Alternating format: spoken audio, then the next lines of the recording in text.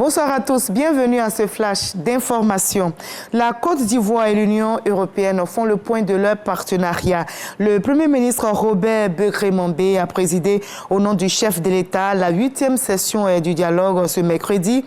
Les deux parties ont passé en revue les différents projets réalisés et dévoilé les accords futurs. L'UE et la Côte d'Ivoire vont renforcer leur partenariat en priorisant notamment la paix, la sécurité, le climat des affaires.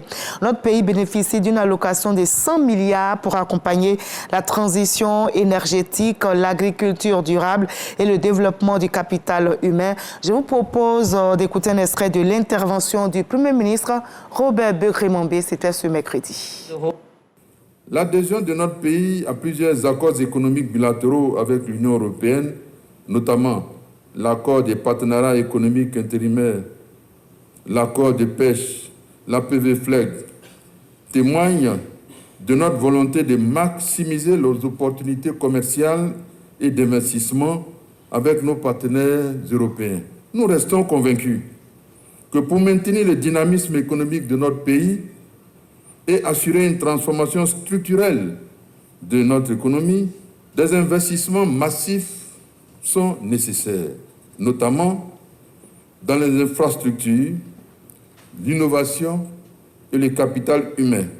Nous pensons que notre partenariat avec l'Union européenne constitue un creuset pour l'accélération de cette transformation et la consolidation de notre rôle de hub économique en Afrique de l'Ouest. Dans un contexte global marqué par des préoccupations croissantes sur l'environnement, la Côte d'Ivoire réaffirme sa volonté de promouvoir un développement durable, qui constitue le troisième thème de ce dialogue.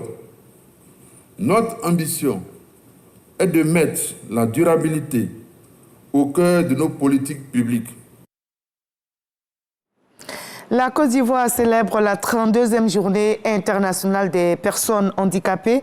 Depuis la commune de Yopougon où se déroule la célébration officielle, l'appel est lancé à amplifier le leadership des personnes handicapées pour un avenir inclusif et durable. Le ministre Adama Kamara a présenté les acquis et réitéré l'engagement du gouvernement ivoirien à améliorer les conditions de vie des personnes en situation de handicap et à renforcer leur participation à la vie en société.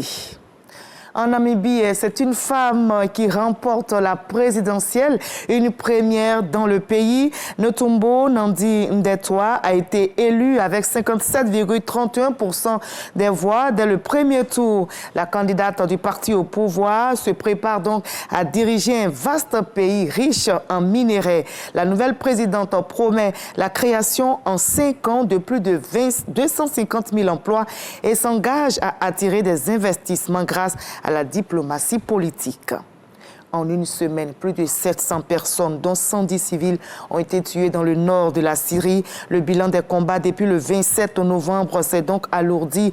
Les forces opposées au régime du président syrien Bachar al-Assad progressent. L'offensive majeure lancée par la coalition de groupes rebelles contre les forces gouvernementales s'intensifie. D'après l'Observatoire syrien des droits de l'homme, les combats ont entraîné une importante vague de déplacements.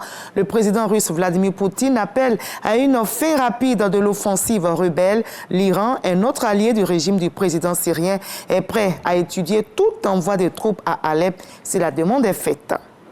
L'Iranienne Narges Mohammadi, prix Nobel de la paix, a été libérée aujourd'hui. Une liberté temporaire pour raison médicale. Le comité Nobel demande donc aux autorités iraniennes de mettre un terme définitif à son emprisonnement et de veiller à ce qu'elle reçoive un traitement médical adéquat pour ses maladies. Narges Mohammadi a eu le prix Nobel de la paix en 2023 et elle pige une peine de prison de 13 ans pour action contre la sécurité nationale et propagande contre le régime.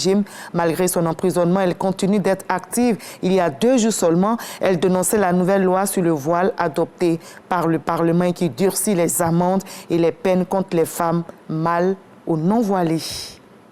On se retrouve à 20h pour la grande édition, mais comme il est de votre habitude maintenant, je l'espère, suivez l'info régionale pour avoir toutes les nouvelles de nos très très belles régions ivoiriennes. À tout à l'heure à 20h, ne ratez pas cette grande édition.